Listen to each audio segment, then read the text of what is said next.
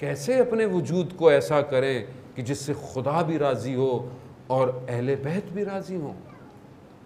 مگر ہم کیونکہ دنیا میں اتنے گھس چکے ہیں، اتنے پینیٹریٹ ہو چکے ہیں کہ اس سے باہر نکلنا مشکل ہے. انسان کے لیے 2 رکعت نماز پڑھنا سخت ہو جاتا ہے، نماز پڑھنا سخت ہو جاتا ہے. رات کو سوئے آدمی صبح اٹھنا مشکل ہو جاتا ہے، سردی کی راتیں ہوں تو اور سخت ہو جاتا ہے.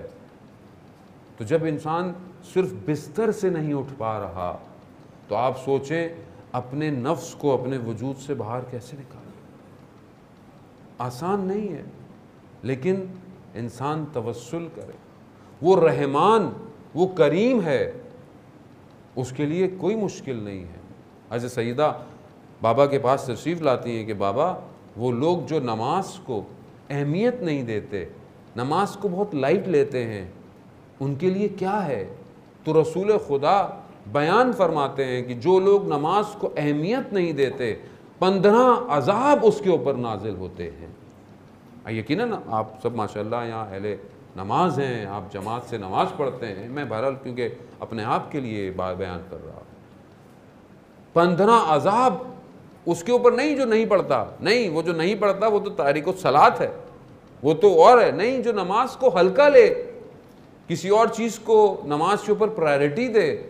15 عذاب نازل ہیں، جس میں سے کچھ عذاب دنیا میں ہیں، کچھ عذاب مرتے وقت ہیں، کچھ عذاب قبر کے اندر ہیں، اور کچھ عذاب آخرت میں ہیں. تو انسان بیان نہیں کر سکتا واقعاً. یعنی صرف میں آخرت کا ایک عذاب دیکھ رہا تھا، عجیب حالت ہو گئی میری. رسول خدا فرماتے ہیں کہ اس شخص کو پروردگار روز قیامت میں ایک ملائکہ کو مامور کرے گا اس کے اوپر کہ اس کو زمین کے بل گھسیٹو تاکہ لوگ دیکھیں کہ یہ نماز کو اہمیت نہیں دیتا تھا. بہت زندگی آسان نہیں ہے دوستو. ہم جس زندگی میں رہ رہے ہیں یہ بہت چھوٹا اسپین ہے. یہ پلک، یوں بس آپ نے پلک جھپکی یہ زندگی ختم ہے. جیسے ابھی ایک خاتون کا جنازہ ہے، یقیناً کسی کی ماں ہوں گی، بہن ہوں گی، بیٹی ہوں گی. کل تک صحیح ہیں، آج چلی گئی. ہم نے بھی چلے جانا ہے، ایک دن ہمارا بھی جنازہ ہو رہا ہوگا.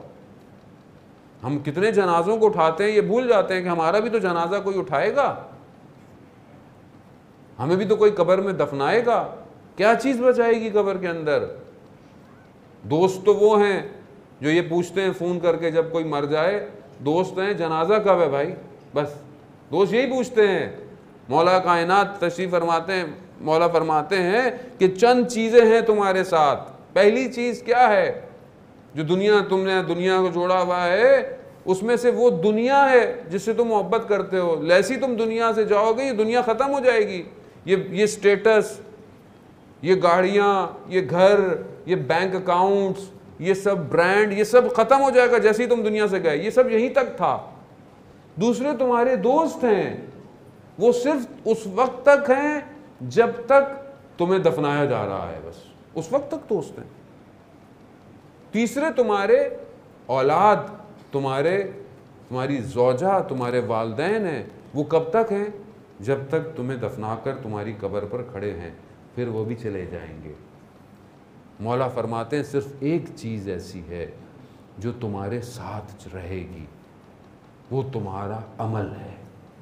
وہ تمہیں چھوڑ کے نہیں جائے گا، چاہے وہ اچھا ہو چاہے وہ برا ہو. تو آج میرے دامن میں، میرے ہاتھ میں کیا ہے؟ عزیزان محترم، یہی حضرت سیدہ سلام اللہ علیہا کے لیے روایت ہے کہ یہ جہنم کے باہر کھڑی ہوں گی اور پروردگار سے کہیں گی، پروردگار تو نے کہا تھا کہ میں اپنے شیعوں کی شفاعت کروں گی. پروردگار ارشاد فرمائے گا، ہاں فاطمہ، ہم نے جو کہا تھا ہم وہی کریں گے. آپ اپنے شیعوں کو دیکھیں اگر جو عذاب کے اندر ہیں. روایات کہتی ہے کہ پروردگار حضرت سیدہ سے فرماتے ہیں کہ دیکھو جس کے دونوں آنکھوں کے درمیان میں مومن لکھا ہے آپ اس کی شفاعت کر سکتی ہیں. بی بی جہنم سے نکال لے گی. لیکن وہ صلاحیت تو پیدا کروں. اچھا یہ کہنا بڑا آسان ہے. بعض لوگ کہتے ہیں ارے مولانا کیا ہوا, کچھ دن عذاب جھیل لیں گے. استغفر اللہ, نعوذ باللہ. ایک جھلک ہمارے ایک استاد بتاتے ہیں کہ عالم شہود میں کہ دکھایا گیا کہ جہنم کی آگ کیسی آگ ہے. یہ والی آگ نہیں ہے, یہ فائر نہیں ہے جہنم کی جو ہم سمجھتے ہیں. کہا جہنم کی آگ سیاہ ہے, بلیک ہے, خوفناک ہے. یہاں انسان قبر کے اندر تھوڑی دیر برداشت نہیں کر سکتا, کہاں پہنچے کہ جہنم کی آگ برداشت کرے گا انسان. یعنی میں پرابلم تھا, سی ٹی سکین جو کرتے ہیں, مشین سکین کرتی ہے آپ کی باڈی کو, آپ کو پتہ ہے وہ راؤنڈ ہوتی ہے, اس میں اندر آپ جاتے ہیں کافی دیر تک وہ چلتی ہے.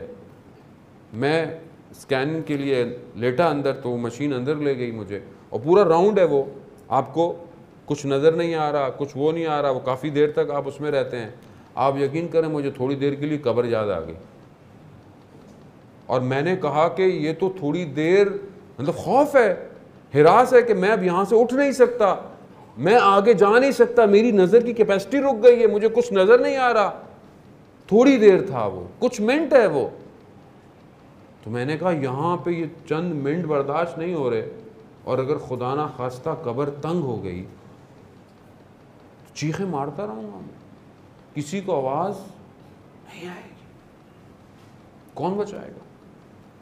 عمل بچائے گا. جو ہم کہتے ہیں کہ اہل بیت علیہ السلام بچائیں گے, یقیناً اس کے لیے کوئی ایسا عمل تو ہو کہ وہ تشریف لائیں. اگر آج میں یہ نہیں چاہتا کہ میرے گھر میں امام آئیں, تو کل قبر میں ہر کوئی چاہتا ہے میرے قبر میں امام آئیں. تو گھر کو کیوں نہیں ایسا بنا رہا کہ امام آئیں؟ لیکن جتنے دنیا میں تعلقات اچھے ہوں گے, اتنے ہی تعلقات دوسری دنیا میں بھی اچھے ہوں گے. عزیزان محترم, بہرحال وقت جو ہے وہ اتنا نہیں ہے. میں آپ سب کو معذرت چاہتا ہوں کہ بہرحال بعض اوقات جملے سخت بیان ہوتے ہیں, لیکن یہ سخت درد دل ہے. کبھی نہ کبھی تو ہمیں اپنے اندر اس چیز کو پیدا کرنا ہے.